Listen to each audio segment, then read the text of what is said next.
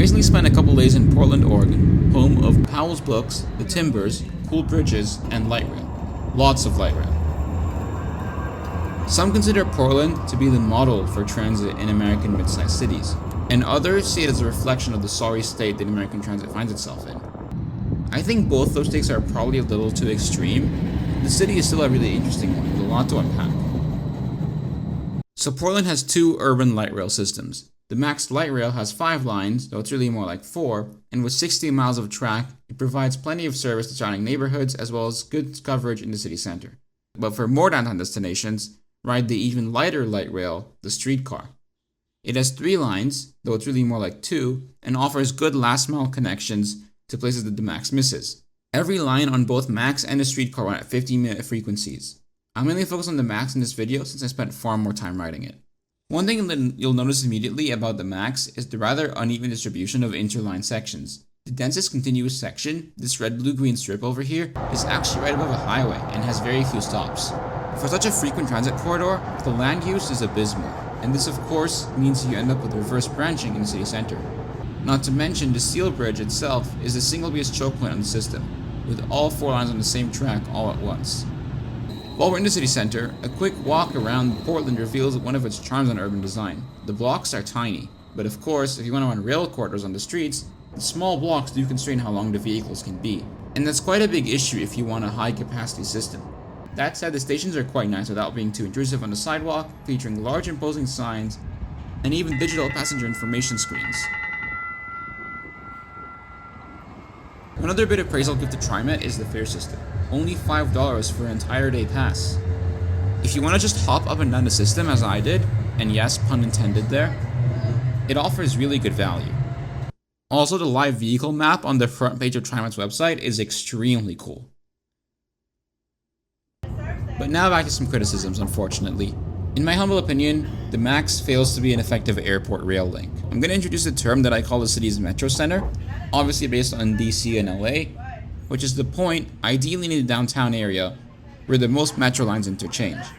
PDX is only 6 miles from its metro center, Pioneer Square, as the crow flies, yet it takes about 50 minutes to get there on the Max Red Line.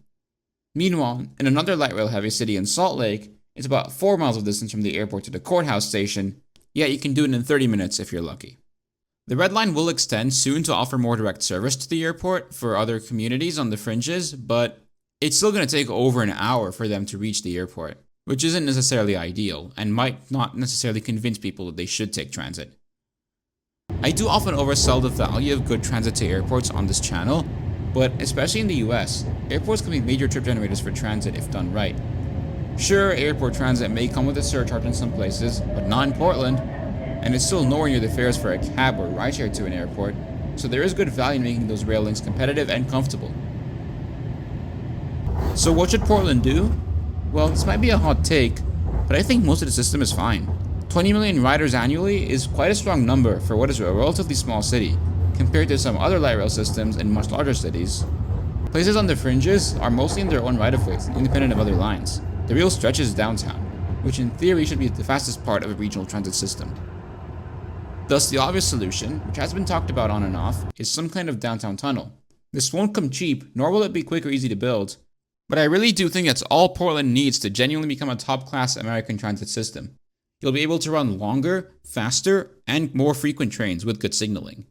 If you want it to be really extreme, you could take the Muni approach and funnel every single line into the same tunnel, but I'm not sure that's worth it. I think just the red and blue lines will be good for a start, at least. Another potentially good idea would be a shift to high-floor vehicles, such as those in LA and on the rather similar Rotterdam Metro, which offer more capacity, though at the cost of rebuilding pretty much every single station to fit the higher platforms. Though it should be said that nearby Seattle's link system gets by with low-floor vehicles just fine. The real difference, though, is they're able to be twice as long, which when you're trying to increase capacity is quite a big deal. Obviously, this is all just from a transit infrastructure point of view, and there are other things to be addressed, like upzoning a lot of places around Max stations and building affordable housing to match. A quick look at the Max map reveals the sheer number of transit centers in the system. These places should, in theory, have plenty of TOD around them, and on my rides, I could not see much of the like. But that being said, they announced a new one recently, which isn't going to be a lot of housing, but it's a good start, and we should see more of it on the system, hopefully, in the near future.